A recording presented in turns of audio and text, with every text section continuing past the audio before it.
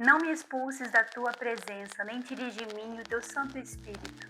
Dai-me novamente a alegria da tua salvação e conserva em mim o desejo de ser obediente. Salmo 51, verso 10 ao 12. Bem-vinda ao quarto episódio de A Renúncia que me salvou.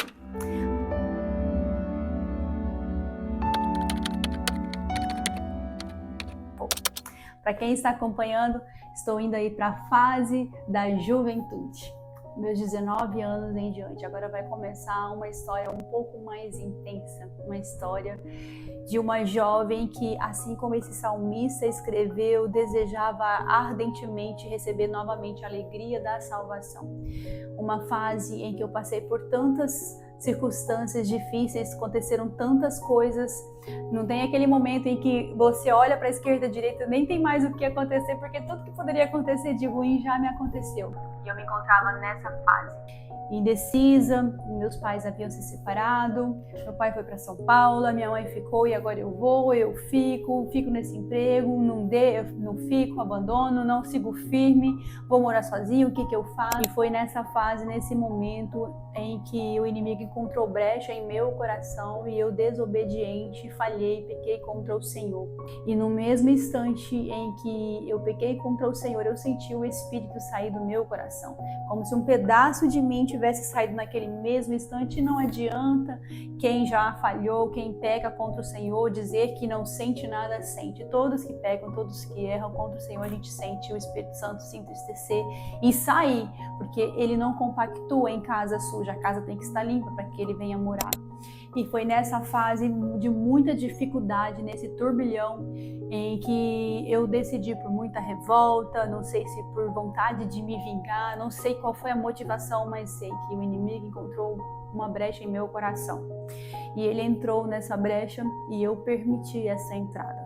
Mas eu tinha certeza que Deus tinha bons planos para minha vida. Fui aos pés do Senhor Jesus, porque é aos pés do Senhor Jesus que sempre encontraremos solução para qualquer problema em nossa vida.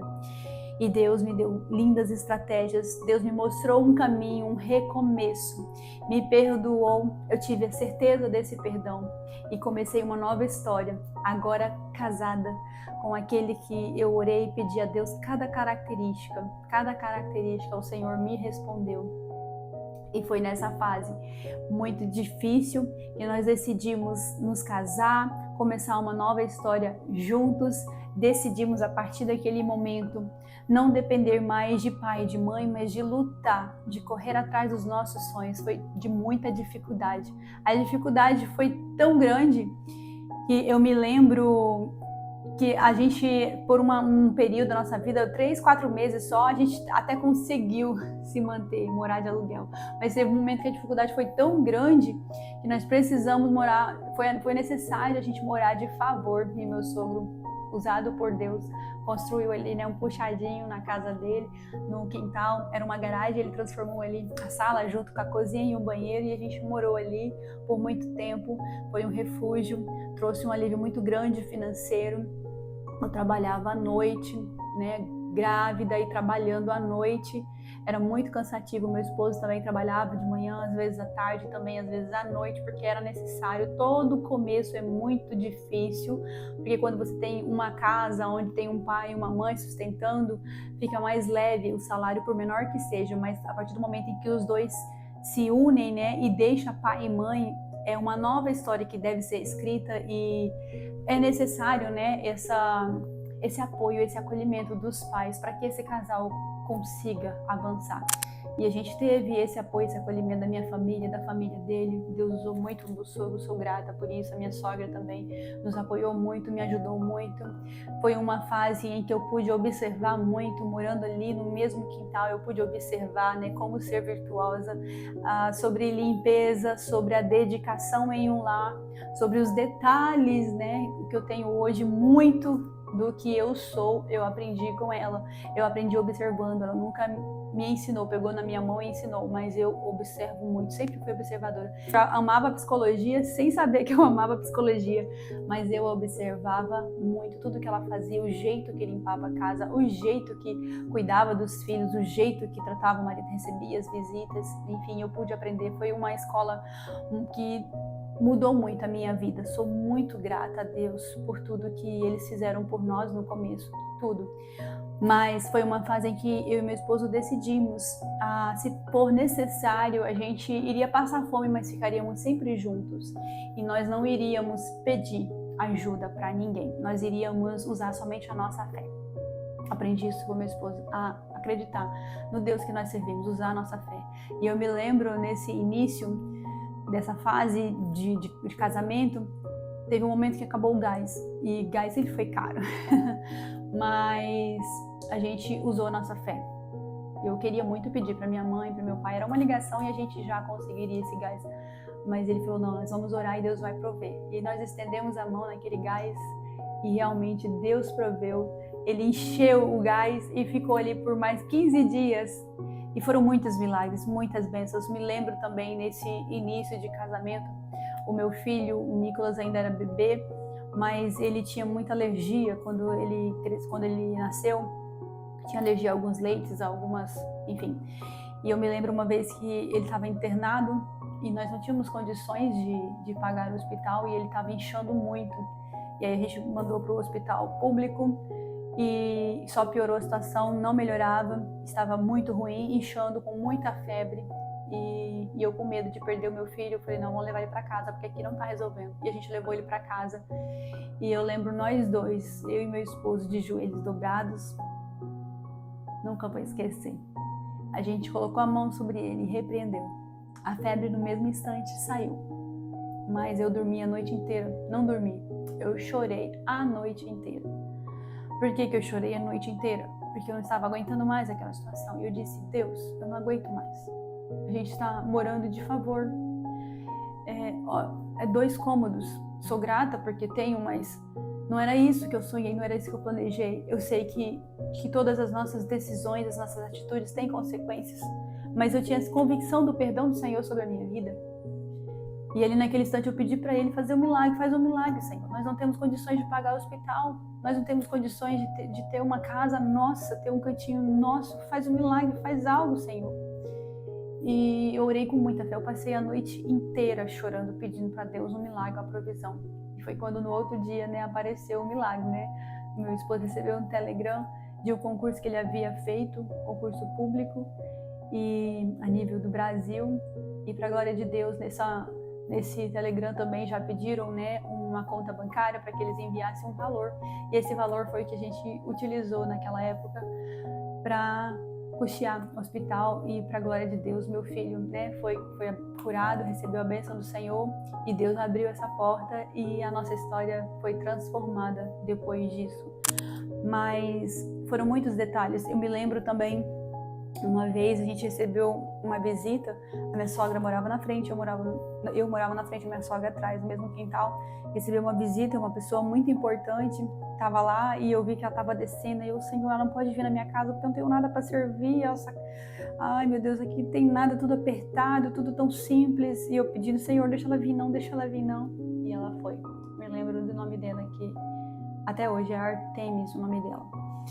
E ela é familiar de algumas pessoas que moram ainda hoje em Ouro Preto, de um pastor Jared. Para quem conhece, o pastor Jared, cunhada dele, se eu não me engano. E ali sentada, ela entrou, Deus não ouviu minha oração, ela entrou ali, eu fui pegar uma água para servir, com vergonha, ai meu Deus. E eu servi água, que era o que tinha. Porque a gente decidiu, não pedir para pai e para mãe, pedir socorro, a gente decidiu sofrer calado, sozinhos e até o fim. E é assim até hoje. E aí, enquanto eu servi água para aquela mulher, ela olhou dentro dos meus olhos e falou assim, por que temes, minha filha? Acha que é isso que eu preparei para você? O que eu tenho para você é muito maior, você nem imagina. Um dia você vai ter tudo o que você sonha. Você vai ter tanto que você vai dividir. Você nem vai saber aonde colocar e você vai ter que dividir com outros. Eu vou te prosperar para você prosperar outras pessoas. Um dia eu vou conceder o desejo do teu coração. Eu vou realizar o teu sonho. Você vai ter a casa que você sonhou, os móveis, os detalhes, tudo que você sonhou. E aquela mulher não me conhecia, ela não sabia. Ela mora em outro estado, não sei se é Amazonas ou Manaus, enfim, mas ela não sabia da oração que eu tinha acabado de fazer. Ela não sabia o que estava no meu coração. Mas Deus sabia. Deus sempre sabe o que se passa no teu coração. Deus sabe o que está doendo e que você não pode contar. Talvez por vergonha, talvez por um propósito, por uma decisão. Mas Deus sabe, Deus conhece. Vale a pena. Vale a pena você renunciar à vergonha. Eu renunciei à vergonha. Eu poderia ter fechado a porta, ter saído de casa e não ter recebido, como muitas fazem. Muitas pessoas têm vergonha da casa que tem, fecha, não recebe ninguém. Se fecha, se tranca, foge. E essa não é a solução. Nós precisamos abrir a nossa casa para os profetas entrar. Nós precisamos abrir a nossa casa para Jesus entrar e fazer morada nela. Se nós queremos que haja mudança nesta casa, nós precisamos abrir. O Espírito é educado, ele vai bater. A palavra de Deus diz que eu estou à porta e bato. Aquele que abrir, eu entrarei e cearei. Então é nós, cabe a mim, cabe a você abrir para que ele entre e faça morada. E ali eu rompi com a vergonha, porque eu vi que se Deus não ouviu minha oração, algo ele tem. E eu abri a minha porta, convidei para entrar, peguei novamente a água e fui servir a água. E enquanto eu servia a água, Deus tomou a boca daquela mulher. E hoje, muitos anos após, eu ainda vou, durante o próximo episódio, eu creio que a gente vai até o 6º, contar inúmeros testemunhos. Mas hoje se cumpriu aquela palavra. Deus deu a casa que eu sonhei. Nós demoramos 5 anos para construir, na cidade de Ouro Preto do Oeste. Demoramos 5 anos, mas eu escolhi a cerâmica, eu escolhi a cor do vaso, eu escolhi cada detalhe daquela casa. Não foi uma mansão, não é uma mansão, tinha apenas um banheiro, mas foi o meu sonho. A cor eu escolhi, tudo foi conforme estava no meu coração. O jardim, o que ia ter no jardim eu escolhi. A área de serviço, os detalhes, era simples, mas era meu. Era simples, mas era meu. E Deus proveu. Deus usou meu pai, usou minha mãe, cada um dava tijolos, outros deu tinta, aí meu sogro deu terreno, e sabe, eu vi a mão do Senhor ali cumprindo o desejo do nosso coração. Escolhi o sofá, a cor, era tudo branquinho naquela época, tudo clarinho, e Deus cumprindo o desejo do meu coração, porque Ele ama aqueles que não fogem, aqueles que renunciam ao seu orgulho, renunciam à sua vaidade e abrem a porta para que ele entre. Eu quero deixar esse recado para o teu coração. Se o gás acabar, use a sua fé. Deus pode prover o gás. Se a despensa esvaziar, use a tua fé. Deus pode enviar alguém para encher a tua despensa. Aleluia. Se a casa que você mora não é como você sonhou, não é como você planejou, mas você tem uma casa, seja grato pelo aquilo que você tem e abre a porta dela, ainda que você só tenha água para servir, mas somente a água é necessária para ter um encontro com Jesus no poço. Eu tive esse encontro com Jesus porque eu abri a minha porta e eu pude servir água, não para aquela mulher, mas para Jesus que estava dentro daquela mulher e usou aquela boca para profetizar tudo o que iria acontecer na minha vida. E aconteceu. Se cumpriu. Hoje são tantas bênçãos que eu preciso compartilhar. Hoje são tantas bênçãos, ele fez muito além do que eu imaginava, do que o que eu esperava. Aquilo que ele disse que faria, hoje ele fez muito mais. Eu vou contar durante os episódios, porque nunca foi perfeito, teve muitas lutas, teve muitas dores, muitos choros, muitas lágrimas, só Deus sabe as lágrimas. Só Deus sabe o choro derramado, só Deus sabe quantas vezes eu dobrei os meus joelhos naquele puxadinho, naquela garagem tão pequena, tão apertada. Mas Ele viu que mesmo sendo apertado, mesmo sendo pequeno, não fechei a porta estava aberta para os profetas entrarem. A porta do meu coração, da minha vida estava aberta para um novo se fazer morada em mim. É claro que eu ainda não conhecia Jesus, eu ainda não tinha tido encontro com Ele na totalidade, mas eu tinha sensibilidade à voz dele. Tenha sensibilidade à voz do Mestre. E no momento em que você mais precisar, talvez depois daquela oração, daquelas lágrimas que você derramou, é o momento em que Ele vai aparecer e vai mudar toda a tua história. Você crê? Se você crê, deixa, curte, compartilha esse vídeo com quem precisa, com aquela pessoa que você conhece, que está em busca de um milagre, daquilo que só Deus pode fazer, que está com um filho enfermo, sem um resultado, sem nenhuma esperança vindo do médico. Mas se Deus fez na minha vida, Ele pode fazer na tua. Esses vídeos é apenas para você reavivar a tua fé, não deixa a sua fé diminuir, não deixa ela morrer. Assim como Ele fez na minha vida, Ele pode fazer na tua. Assim como Ele está me usando hoje para testificar tudo aquilo que Ele fez, Ele pode te usar também, pode fazer na tua vida 10 vezes mais do que Ele fez na minha. Não acabou, eu estou contando apenas o início e eu estou apenas resumindo, porque muitas coisas a gente não pode trazer, porque eu não quero trazer aqui uma vítima. Não é uma história de vítima, mas é uma história de uma protagonista, aquela que colocou Jesus no centro da vida, porque se eu pudesse, se eu quisesse, eu iria te emocionar e contar detalhes de algumas coisas insuportáveis humanamente falando que eu passei.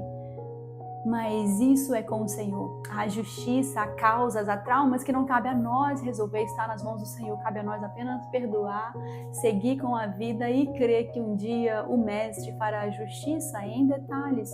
Não é a justiça de destruir alguém, não. É a justiça de se apresentar a essas pessoas, para que elas também conheçam Jesus como nós conhecemos e possam ser libertas e também morar um dia na glória.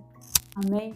Deus abençoe grandemente sua vida, espero até o próximo vídeo. Vou responder todos os comentários, estou muito feliz com cada comentário, com cada testemunho e eu creio, se você crê que é Deus me usando através desse canal, você vai viver aquilo que você está ouvindo.